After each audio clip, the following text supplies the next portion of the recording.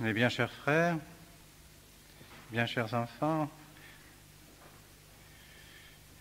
la fête de la Pentecôte est admirablement choisie pour recevoir le sacrement de confirmation.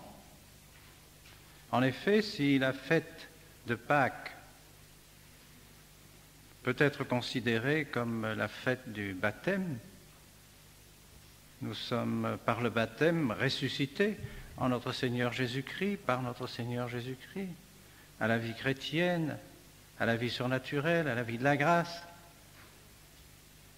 Par la Pentecôte, nous sommes confirmés dans cette grâce. C'est pourquoi remerciez Dieu de recevoir le sacrement de confirmation en cette fête du Saint-Esprit, que vous allez recevoir en abondance aujourd'hui par ce sacrement qui a été institué par notre Seigneur Jésus-Christ. Pourquoi notre Seigneur a-t-il institué le sacrement de confirmation alors que vous avez déjà reçu le Saint-Esprit au jour du baptême? En effet, le prêtre qui vous a baptisé a prononcé ces paroles: Exi habeo spiritus immonde, et da locum spiritui sancto. Sors de cet enfant, de cette âme, esprit immonde, et laisse la place au Saint-Esprit. Ces paroles signifient bien que par le baptême, vous avez reçu déjà le Saint-Esprit. Cependant, les apôtres nous ont enseigné, et les pères de l'Église et l'Église ont enseigné que notre Seigneur avait voulu qu'après le baptême, les apôtres imposent les mains pour que l'on reçoive encore davantage le Saint-Esprit. Pourquoi? Parce que, à mesure que l'on persévère, que l'on grandit dans la vie chrétienne, dans la vie de la grâce, on a besoin de forces particulières. Le combat épuise les combattants. La vie chrétienne est une vie qui croît comme les plantes, comme la nature. La nature ne fait pas de bond. Il faut longtemps pour que les arbres croissent. Eh bien, nous aussi, pour notre vie spirituelle, pour notre vie de la grâce, nous constatons que les progrès se font lentement.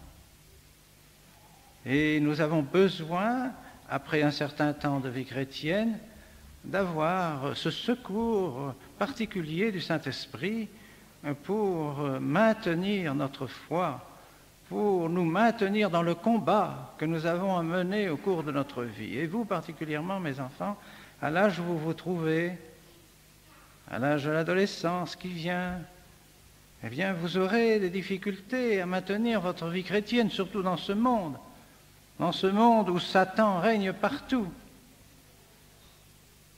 Il a tous les moyens à sa disposition pour essayer de nous détourner de la vie chrétienne, pour essayer de nous détourner de la pratique des commandements de Dieu.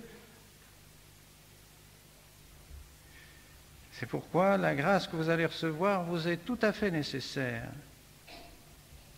Vous verrez qu'au début de la cérémonie, l'évêque va étendre les mains en demandant à Dieu de faire descendre en vous les 7 dons du Saint-Esprit.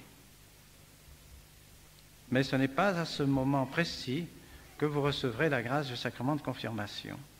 Vous recevrez la grâce du sacrement de confirmation quand vous vous présenterez devant l'évêque, que vous agenouillerez devant lui, lorsque vos parrains et marraines vous poseront la main droite sur votre épaule droite. Et lorsque l'évêque va prononcer les paroles du sacrement de confirmation en vous signant le front du Saint-Crème et du signe de la croix, c'est à ce moment-là précis que vous recevrez la grâce du sacrement de confirmation. Sans doute, le bon Dieu ne permet pas que ce soit visible. Il pourrait. Si le bon Dieu voulait, si le Saint-Esprit voulait, il pourrait se manifester. visiblement, comme il l'a fait lors de la Pentecôte sur les apôtres, en faisant descendre sur leur tête des langues de feu qui manifestaient la présence du Saint-Esprit. Mais ce n'est pas parce qu'il n'y a pas de signe visible que nous ne devons pas croire qu'au moment où l'évêque vous donne le sacrement de confirmation, vous ne recevez pas le Saint-Esprit, vous ne voyez pas vos âmes, et pourtant elles existent. Vous croyez dans l'existence de vos âmes, eh bien c'est la même chose. Nous ne verrons pas sans doute le Saint-Esprit visiblement descendre dans vos âmes, mais nous devons croire que vraiment, en réalité, lorsque vous redescendrez à vos places, vous aurez reçu cette grâce et vous serez plus forts pour combattre le bon combat de la vie chrétienne. Alors nous allons prier tous ensemble.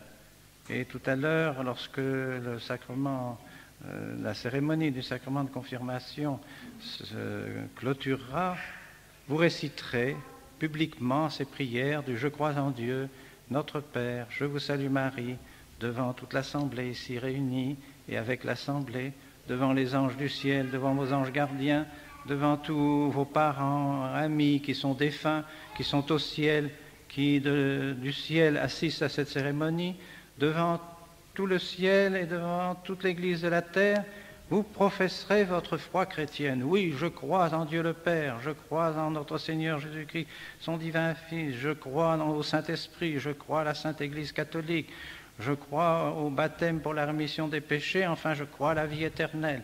Vous réciterez ça de tout votre cœur.